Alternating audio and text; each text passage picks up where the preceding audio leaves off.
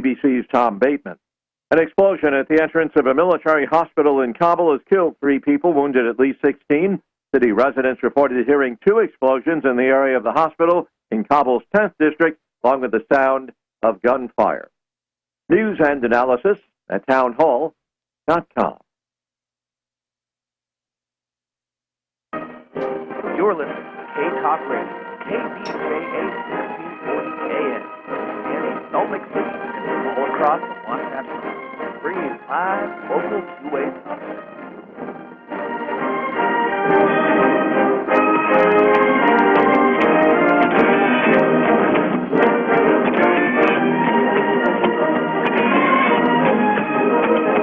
This is the Kevin Jackson Radio Show. Flying numbskulls and broadcasting. Joe Biden traveled to Europe last week, so you can only imagine how.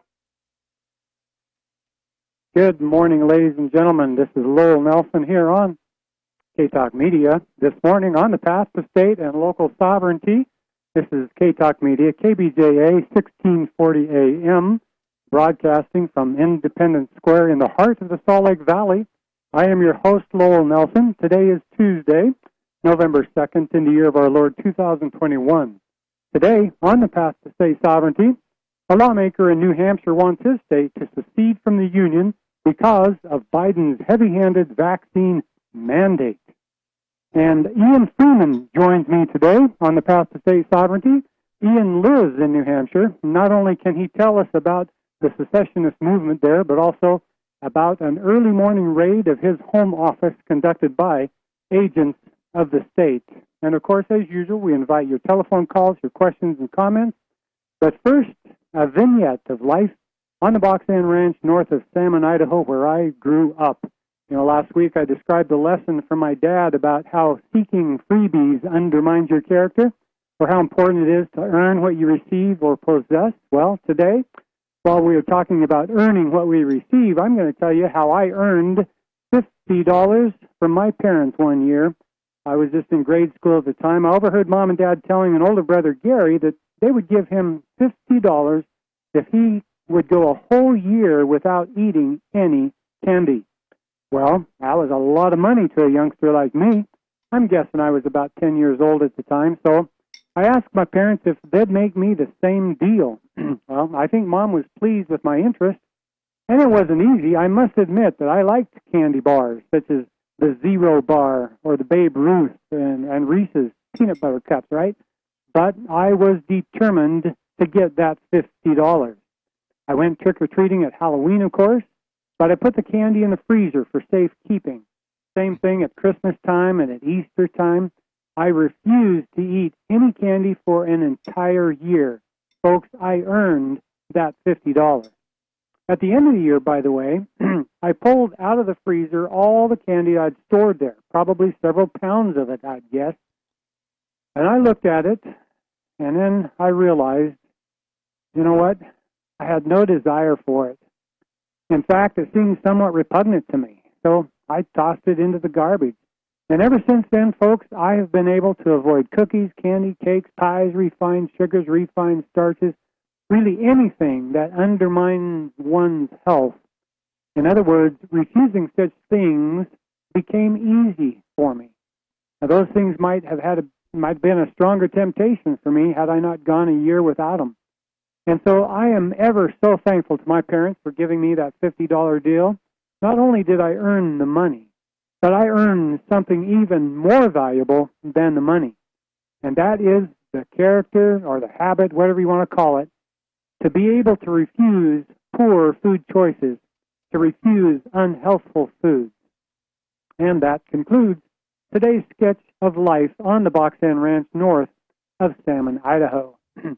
Well, just as avoiding bad foods helps us to avoid illness, avoiding unconstitutional actions helps the people of the states avoid tyranny and the loss of their liberty and prosperity. And adhering to the Constitution for the United States is important to our republic. However, it is just a piece of paper and will not enforce itself. We, the people, must do that.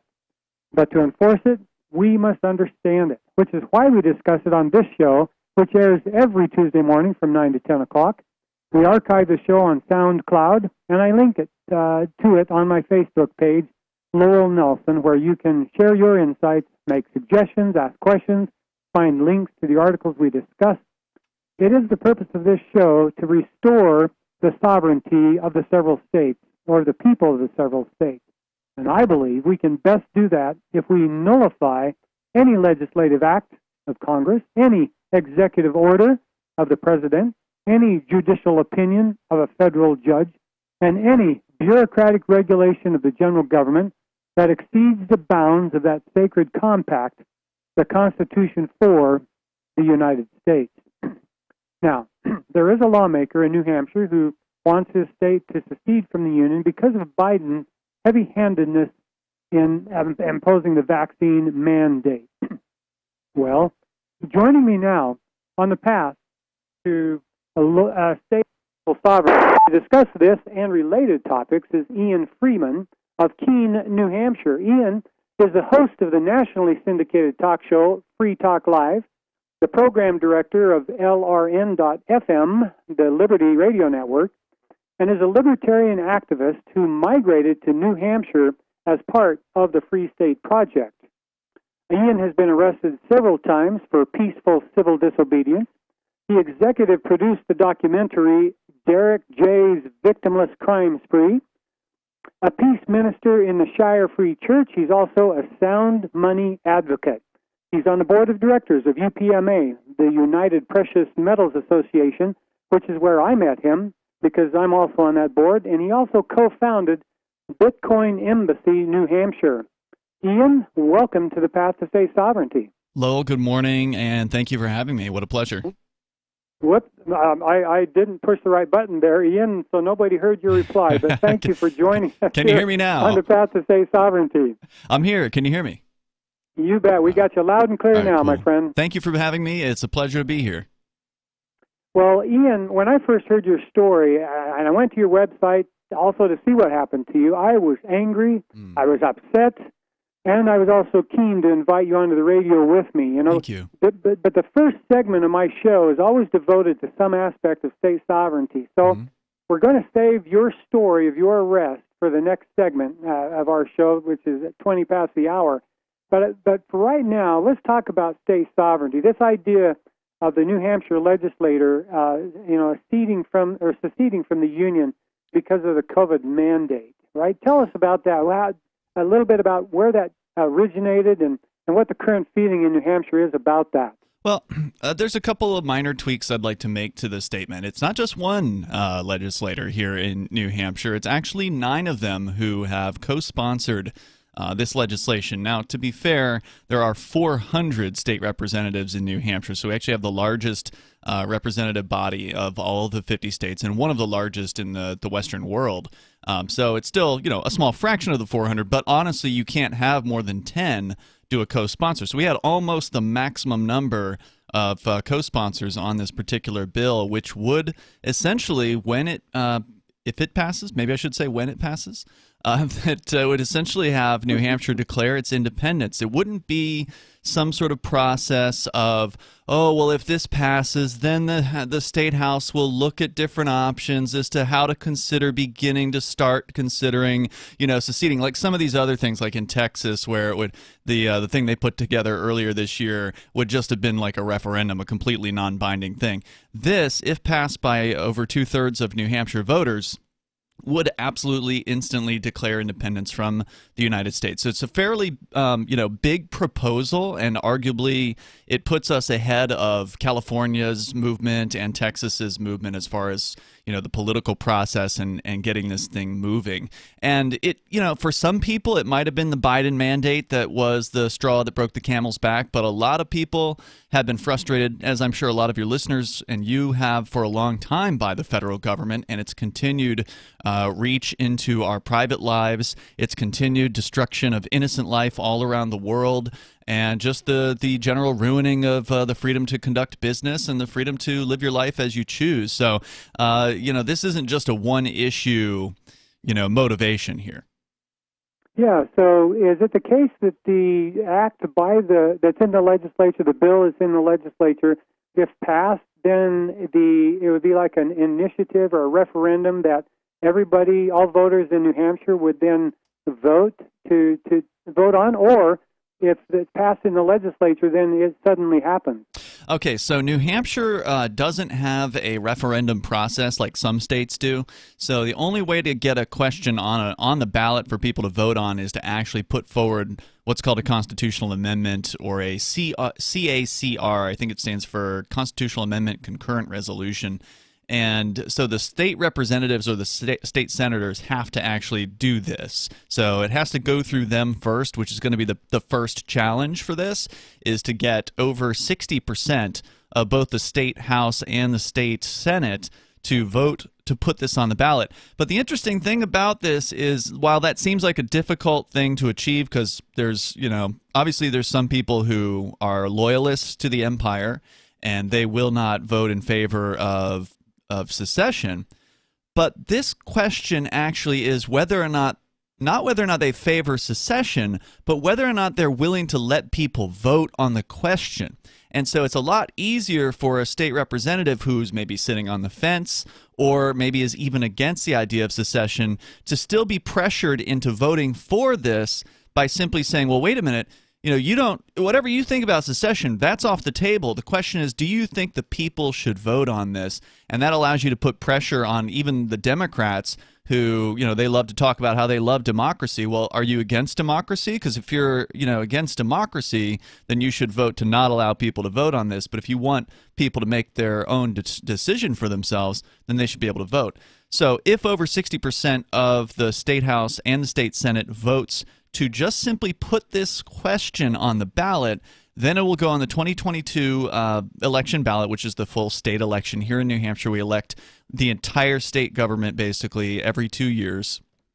And so then, do you want me to read the text? It's one sentence, or two sentences, really, really simple. Sure. So yeah, go ahead. It'll update the New Hampshire Constitution, Article 7, to say this. It'll add this to the Constitution. Independent nation. New Hampshire declares itself as independent from the United States and peaceably, immediately proceeds as a sovereign nation. All other references to the United States in this Constitution and state statutes and regulations are nullified. And that's it. It's real simple. And then at that point, it would require over 2/3 of the voters to then vote for this, and it would immediately go into the New Hampshire Constitution. There wouldn't be any, fighting over anything else about details. We can figure those out later. We declare independence first and then figure out, treaties and agreements and negotiations with the foreign U.S. government at that point. Now, one of the big things that that most states are burdened with is the flow of money from the general government to the states. Here in Utah, for example, roughly 1/3 of our budget, of our state budget, comes from the general government. I mean, that's probably taxes that Utahns paid to the IRS that are coming back to the state. But it's almost political suicide for, at least in the minds of most legislators, it would be political suicide to, break away from that revenue stream and reject basically the money from the feds. So how would that be addressed in New Hampshire? How much of New Hampshire's budget comes from the feds, and how are you overcoming that objection? Well, New Hampshire is what's called a donor state, which means that as you sort of suggested there, taxpayers paying to the IRS actually give more money to the IRS in New Hampshire than the federal government gives back to the state government. So, by leaving the United States, that New Hampshire would then have more financial autonomy, and the people of New Hampshire would certainly be wealthier as a result of that. I certainly don't want to see New Hampshire's taxes increase at all. And to be fair, New Hampshire has actually done a pretty good job of saying no to certain handouts from the federal government, and the two that come to mind quickly are the seatbelt laws. Here in New Hampshire, there is no adult seatbelt law. If you're over the age of 16, you're driving as a passenger or a driver in a car, you don't have to wear a seatbelt. They can't pull you over for it. They can't ticket you for it. And the reason why that's the case is because New Hampshire has consistently, over decades, refused the federal government's handout. I think they offer a couple $1,000,000 or something like that for people, in that state, for the state government to pass a seatbelt law, and New Hampshire won't do it. So we've turned that down. And then most recently, just a few weeks ago, the Executive Council, which is New Hampshire kind of, I don't know if any other state has this, it's a seat of 5 people that work with the governor, and they control the purse strings of any spending of over $10,000 or any receiving of over $10,000. So the federal government wanted to give the state of New Hampshire $27 million for COVID, essentially bribe money to get out there and pimp the vaccine to the people. And a bunch of protesters showed up at the Executive Council meeting. There were 9 arrests for peaceful protesters just basically sitting there. It was pretty crazy. But the people who were on this Executive Council voted 4-1 to reject the $27 million, which makes New Hampshire, at least so far, the only state of all the 50 states to turn down any COVID bribe money from the federal government. So New Hampshire has a history of saying no and nullifying some of these federal handouts, and this would just be the ultimate nullification. Stay right there, Ian. We have a commercial break. Be right back, folks, with Ian Freeman of New Hampshire. He learned to pitch in your backyard. Now his team's coming over to celebrate their high school championship. So you need to patch those bare spots fast. Pennington One Step Complete has a revolutionary formula that repairs bare spots in only 2 weeks or less. Pennington's been trusted since 1945, and now it works even faster. One Step Complete from Pennington. Honest green. Get your lawn ready for any occasion. Head to your local retailer to pick up One Step Complete. It's the little things, like getting flowers for no reason at all. Aw, love you too, Boo. Or feeling the love from your favorite store. At Bell's, customers get all sorts of perks, like Val Circle Rewards, which give cardholders double points every day on every purchase. Or Club 40 and Fabulous, where everyone 40 and up gets an extra 20% off on Tuesdays, even on our best spot-on values. Fresh styles, big savings, and fun perks every day. Bell's, little things mean everything. Bell's is part of our Stage family. Offer exclusions apply.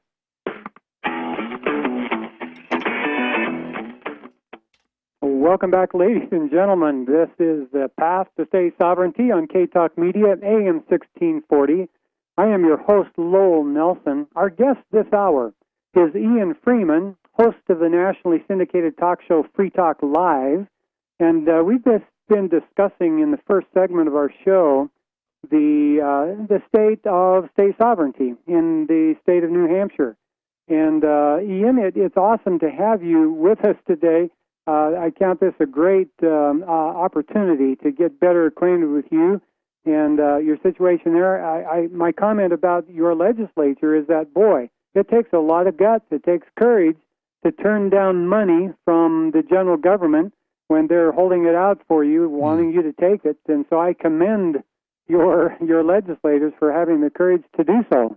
Well, New Hampshire is one of the original free places, and it is arguably the most free of all the 50 states, which, of course, is one of the reasons why it was chosen as the destination for a very libertarian migration project. And a lot of the people in Utah can understand this.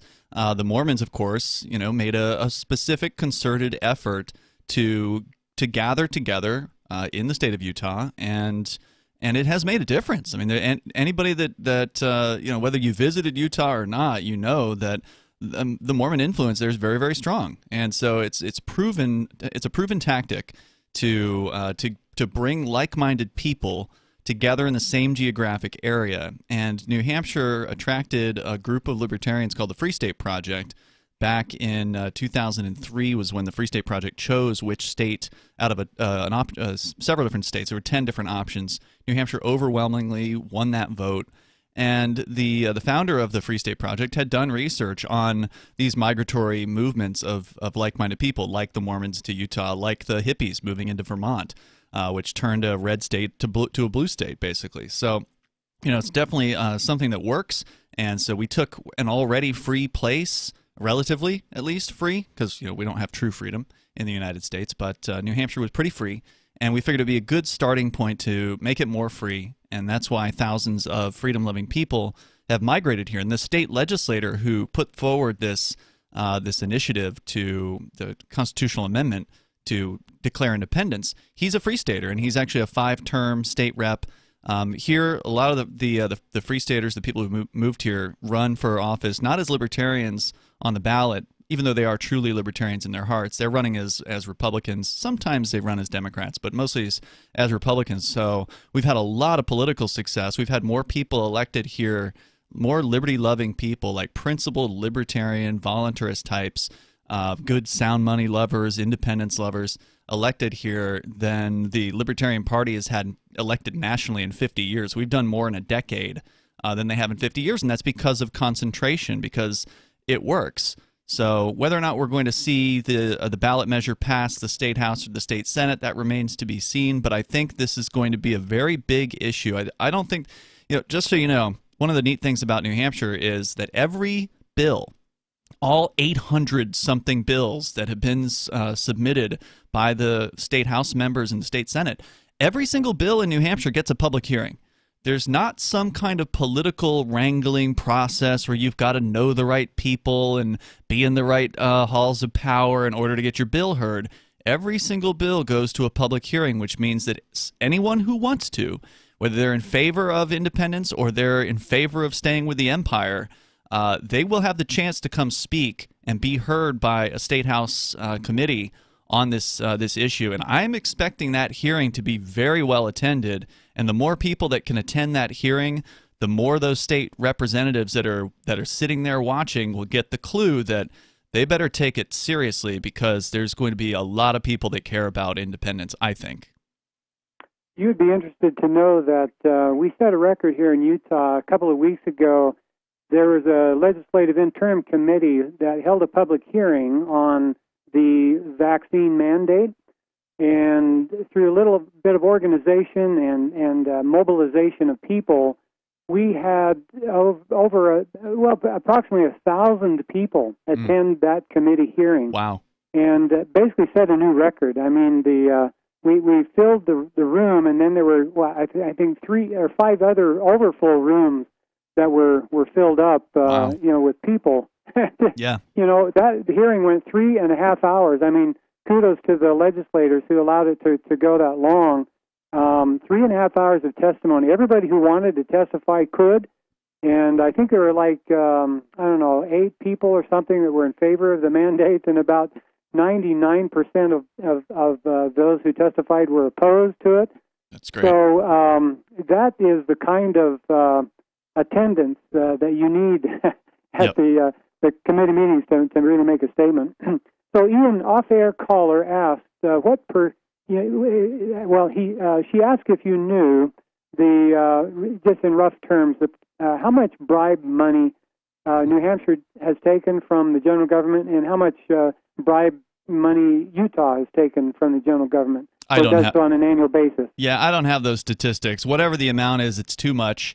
Obviously, the more the local governments take from the federal governments, the more beholden that they feel to them.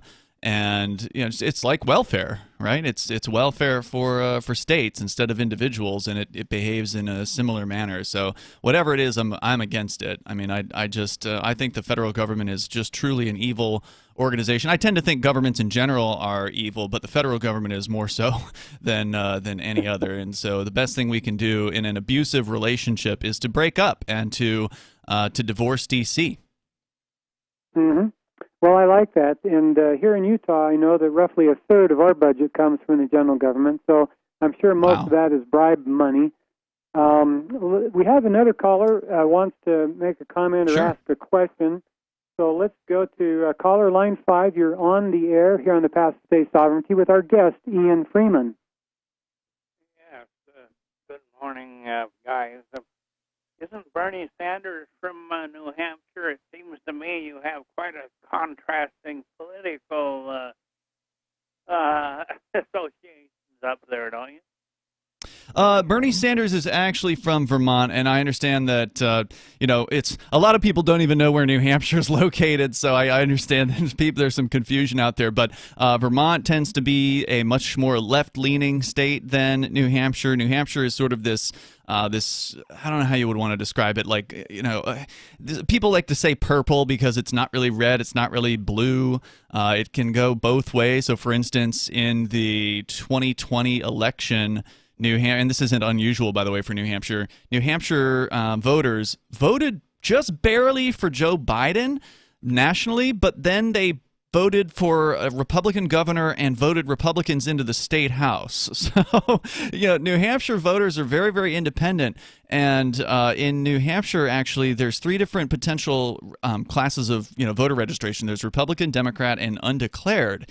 And interesting thing in New Hampshire is undeclared voters are actually the plurality of New Hampshire voters. So anytime there's an election, you better be worried about what those undeclared voters are going to do, because they're going to make the difference as to whether or not you get elected. It's not the Republicans or the Democrats who decide elections in New Hampshire. It's the undeclareds, and they all consider themselves very independent, although there was a recent study that showed, this was just from a couple weeks ago, the local college in New Hampshire did a scientific phone survey of over 1,000 or 1,300 New Hampshire voters and found that 95% of New Hampshire Republicans think the country's on the wrong track, and about 73%, I think, or 75% of the undeclared voters also think the country is on the wrong track. Now, that's not specifically a question about secession, but it does show that I think the time is ripe to be talking with New Hampshire folks about this issue.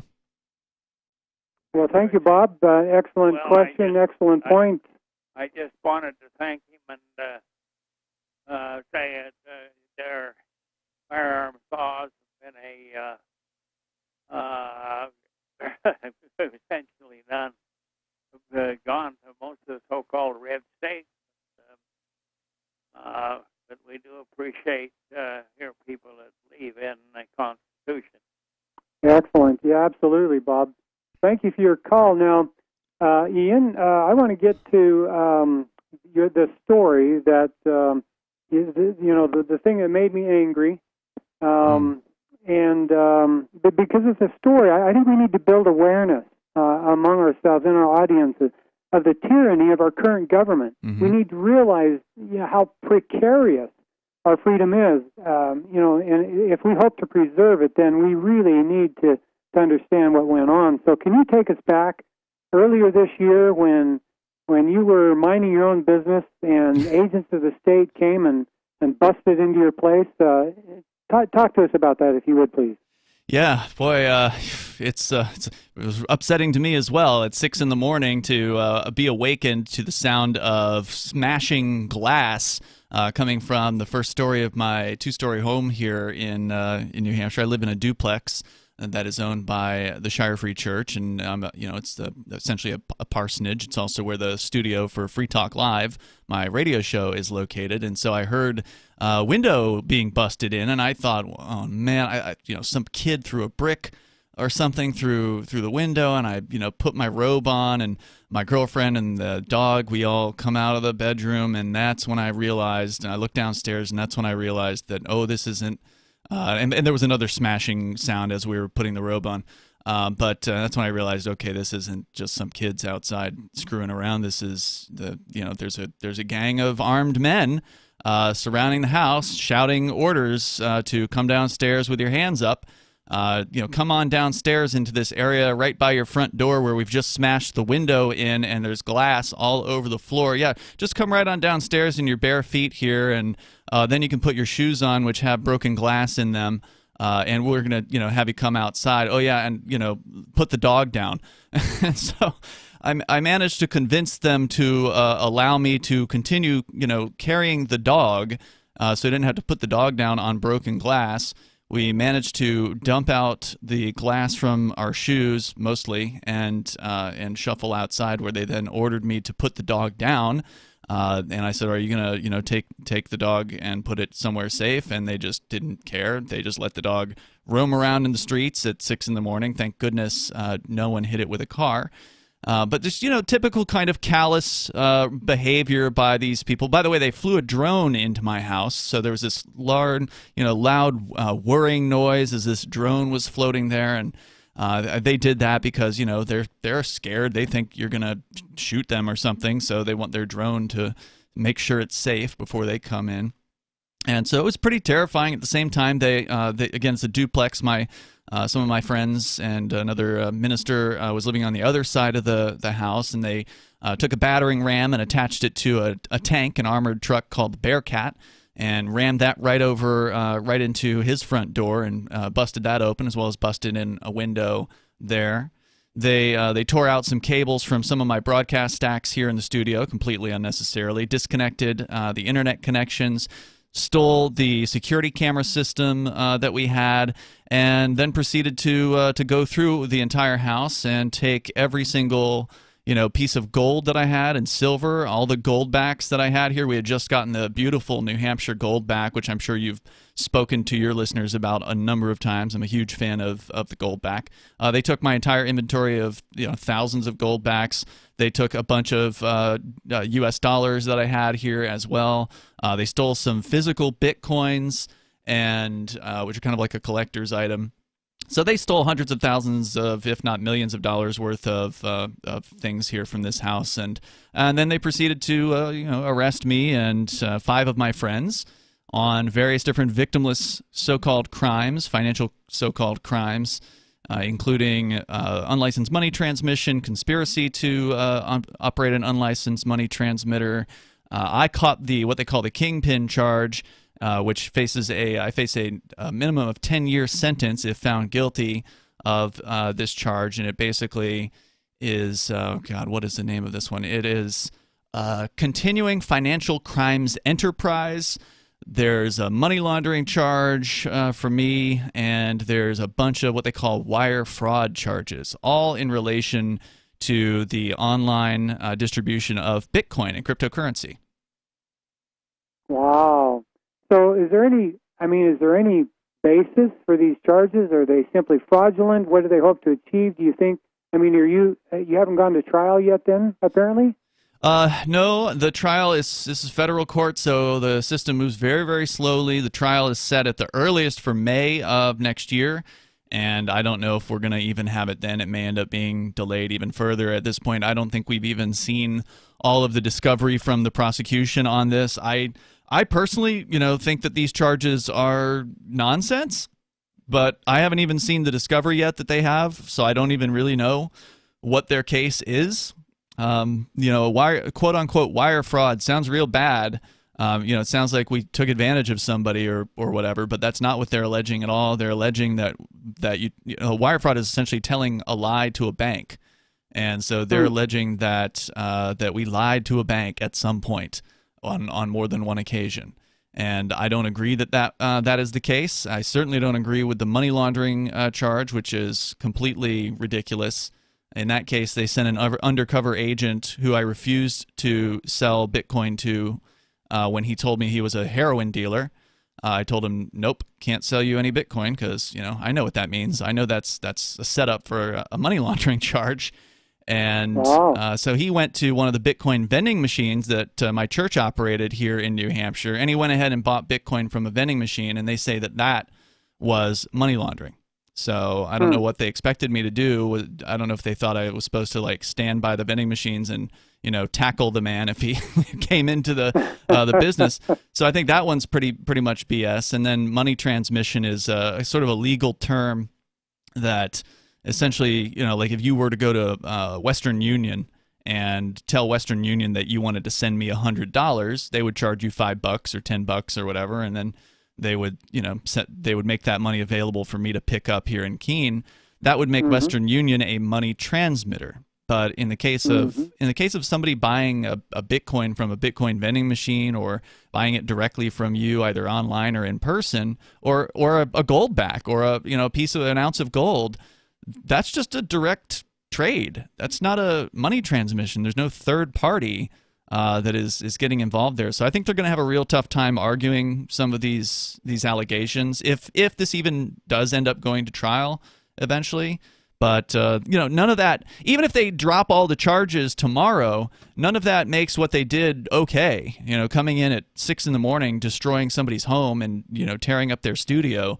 It's going to be almost impossible to get any kind of compensation for that, even if they are, drop the charges later on. So this is just pure intimidation. This is pure tyranny. And the reason why they're doing this, Lowell, is because they want to send a message to people that love alternative currencies like gold, silver, and especially cryptocurrency. They want to send a message saying that you better, obey. You better ask permission before you do anything outside of the U.S. dollar, because they don't want people getting out of the U.S. dollar. That's ultimately what this is. Now, the federal, the FBI isn't going to admit to that, but that's ultimately what drives these sorts of moves by the federal government. They know that people can get out of the dollar now easier than they ever could, and things like Bitcoin allow people to get out and protect their wealth, because Bitcoin tends to go up in price over time as the U.S. dollar is going down in value, and we all know that the dollar is not going to go up in value. It's going to keep going down as they print more out, and they print more, and now they've got trillions more that they've been printing out, and they want to keep people in the dollar because they want to keep stealing your wealth from you, and they hate things like gold and silver, and they hate Bitcoin and cryptocurrency, and they will be violent if they need to be to enforce their monopoly. Well, and that brings us up a question that another caller asked me to ask you, and then we'll get back to your story because I am interested in pursuing that just a little bit. But the question is, if New Hampshire votes to declare its independence from the other states, what currency will you use there in New Hampshire, and how will New Hampshire citizens transact, do economic transactions with residents of the neighboring states? That's a great question, and I do love talking about independence even more so than the terrible federal government attack on my house. It's definitely a favorite topic of mine. I will say that New Hampshire currently has about 40, I think maybe a little bit more than 40 state representatives, so about a tenth of our state legislature are pretty libertarian guys and gals who are Free State Project early movers, people who made the move up here for the Free State Project. And so we've got a good chunk of the state legislature, and there's probably another 50 or so that like to vote for pro-liberty matters. So we've got 40 to 100 state reps that are pretty libertarian minded, and they understand sound money and real money and things like that. So I would hope that if New Hampshire, or maybe I should say when New Hampshire votes for independence, that New Hampshire will not be foolish enough to implement its own state currency. I think that would be a terrible idea. We don't need more central banks in the world. We don't need another fiat currency, a government-issued currency for them to inflate and go insane with. So what I'd like to see, ideally, would be for the market to decide. There doesn't need to be any legal tender. If people want to keep using the dollar, then let them. If people want to use gold and silver or gold backs, great. If people want to use cryptocurrency, fantastic. I don't think there needs to be a centrally decided one-size-fits-all currency. Let's let the market decide. Yeah, I'm all for that as well, Ian. And I just realized I blew right through the 9:40 commercial break. Beg your pardon, but we'll continue straight on. Another off-air caller wanted clarification on who were the agents that broke into your place. Was it? I read somewhere it was like the FBI, and was it the FBI working with local police, or was it state police? Just who was it? Yeah, it was a big collection of goons, mostly the FBI. There were dozens of agents just at my house alone, and again, they raided several different locations simultaneously, so this was a huge operation that morning. But FBI agents, ATF, Postal Service, IRS, Treasury, local police, and there's probably one or two that I'm leaving out. But yeah, there was a huge group of bureaucrats pawing through our property here. Wow, it reminds me of that placard on Ron Paul's desk. It says, "Don't steal, the government hates competition."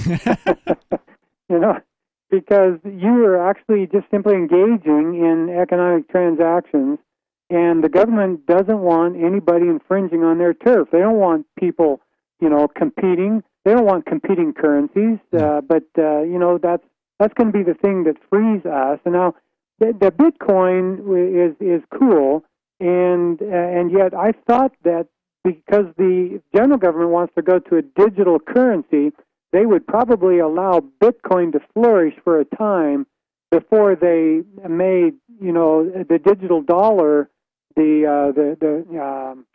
by fiat, make it the way we pay our bills in this country at some point. Do you have any speculation about that? Yeah, they are definitely talking about a digital dollar, or what is technically termed a CBDC, or a central bank digital currency. And, of course, there's a lot of confusion out there in the mainstream media where they'll say things like, oh, it's a federal government's own cryptocurrency, which is not true at all. A federal digital currency is just a completely centrally controlled, central bank issued, central bank manipulated version of the dollar that just gives them even more control and even more power to freeze accounts and to get into your business and to know what you're buying. And it's a terrible idea, which is, of course, why they are excited about it and looking into it. I don't think that in a country which at least still pays lip service to freedom of speech, it's not truly freedom of speech, as we know if we're on the radio, but it pays lip service to it. So I think that they couldn't possibly get away with a ban on cryptocurrencies like Bitcoin. I don't think they're going to get away with that, because ultimately that would be them saying that programming is now illegal, and that's ultimately what Bitcoin is. It's just an open source program that Satoshi Nakamoto created in 2008 and 2009. It's actually was just 13 years ago on Halloween that Satoshi released the Bitcoin white paper. So this has barely been with us for over a decade and a third at this point. But I don't think they can ban it, and I think that frustrates them because they really want to. So what they do is they target the centralized hubs. They target the things that they're used to. They're used to targeting the people in in business, for instance. So they'll target the Bitcoin exchanges and try to regulate them to death. That's their goal. They want everybody to be under their thumb as much as possible and to control the flows in and out of cryptocurrencies, try to identify who's using it and at what level, and try to tax them on it. But I don't think we're going to see a ban on it ultimately, and so I'm a little optimistic in that way. Now, some states have legalized gold and silver specie. I know that Utah did. I think Colorado already was that way. Has New Hampshire done that as well? I know what you're referring to, but I mean, I don't know for sure if there's been a bill like Utah's, in that it's not legal tender per se. You can't pay your taxes with gold or silver in New Hampshire, but it's not illegal either. I mean, you can certainly accept, and we do have businesses here accepting goldbacks, for instance, in payment, because, well, they're beautiful, and who wouldn't want to accept a goldback? But yeah, you don't need to ask government permission to accept Bitcoin or to accept goldbacks or gold or silver. So by default legal. It's just not legal tender here, and I don't know if there are any proposals at this time to do that. Yes. Well, back to your case. Are you defending yourself, or have you hired an attorney to help you?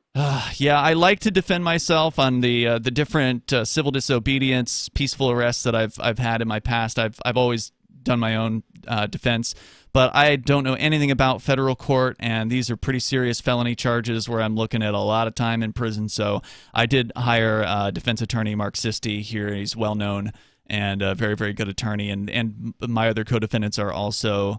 They also have defense attorneys as well. So, we're not taking a guilty plea, and we're going forward with this thing because we didn't do anything wrong. We didn't hurt anybody. There's no victim to these so-called crimes, and this is, it's a straight-up case of intimidation, and it's not the first time they've done this. They've targeted other Bitcoin sellers online in the past with very similar tactics. I don't know if they've actually raided those people, but by the way, if your listeners do want to see a just horrifying video, they can go to, regarding the raid, like footage of the people outside of my home, you can go to thecrypto6.com, and somebody put up a nice website about us, and they put together a video because we've got good group of activists here in New Hampshire, and some of my friends here in the Keene area, they caught wind of the raid as it was happening, and so they actually came out with video cameras and got some footage of it. And the police didn't like that. They they threatened them and pushed them down the block, like all the way a block away from the house, just to prevent them from trying to get video of this. Pretty outrageous behavior, very unconstitutional, very rude, very unprofessional behavior on the part of these cops. Yeah, that was one of the videos I watched, by the way. Thecrypto6.com is the website, TheCryptosix.com. And I was thinking to myself, wouldn't it have been great if one of your neighbors there had been the one filming from their own property, for example, right across from your house there? That would have been way cool. So it pays to have good neighbors, folks. Sure does. it pays to know your neighbor and to have them on your side ideologically. Well, certainly on the side of freedom. That would have been very helpful. But it was absolutely wrong, morally wrong of the government to do to you what they did. And I hope that comes out. I hope that if it goes to trial, that it is a jury trial. Yeah. And that you'll have a jury of your peers that will, understand that these charges are nonsense. And we'll the good one other good news thing I can think of, Ian, is that you're not sitting in prison right now. Like if you were part of the January 6th so-called insurrection, which is really just a peaceful rally. Yeah. Some of those people the unauthorized tour of the Capitol. I did sit in jail though for 69 days prior to being given bail, and they're very, very restricted bail conditions. So I'm currently on what's called home confinement, and I have an ankle monitor on me because, well, they put me on some very restrictive conditions. I'm not allowed to speak with my co-defendants. There's a list of other people who are potential witnesses, all of whom are friends of mine. The claim is, oh, you're going to intimidate these witnesses, and it's like, no, these are my friends. I'd really like to be able to talk to them, but nope, can't speak with them. There's just this lengthy thing. I can't do anything with cryptocurrency. I can't use Bitcoin. I can't accept Bitcoin. I can't spend cryptocurrency. I can't do anything with that. And very, very restrictive. Another friend of mine, one of my co-defendants, his name is actually, legally he changed it to Nobody when he ran for governor a couple of years ago, which is kind of fun, right? Nobody for governor. Yeah. There's a lot of fun jokes you can make with that name like that. But he got raided and he got arrested. They held him in jail for 6 months prior to finally releasing him. Now, he's able to leave his house without asking permission, which I have to ask permission. But he can't speak publicly. They took away his freedom of speech. They told him, you're not allowed to be interviewed by television. You're not allowed to be interviewed on the radio. So, there's some things I can do that he can't do, and there's things that he can do that I can't do. None of these bail restrictions are consistent. They're certainly not constitutional, but here we are. That's the way things are. Wow, that is infuriating. Folks, we are listening to Ian Freeman of Keene, in New Hampshire. That's the name of your town, right? Keene? Yeah, Keene. It's a little city in the, they call it a city, but it's a big town in the southwest corner of New Hampshire. Cool. We invite your calls, your comments, your questions. You can join the conversation here on KTalk Media by dialing 801-254-1640. That's 801-254-1640. If you have a question for Ian or a comment or an observation to make, we certainly will be happy to take your call. We've got about 6 minutes left in the hour, Ian. The time has flown by. Yeah, it's been fun. It's been a lot of fun. I've really enjoyed getting to know you better. Going back to one of the questions, you said you love to talk about state sovereignty, and I do too. Yeah, it's great. I'm glad you have this show. Well, we're trying to promote the idea here in Utah because it just boggles my mind that line 5 is going to call in. Is calling in. Let me just put you on hold for a moment, line 5, for me to make this comment. It just boggles my mind that here in Utah, people think that the Attorney General filing a lawsuit against the federal government in opposition to the mandate is an actual solution. I just don't understand that, because the states are parties to the contract, right? They're the ones who form the general government.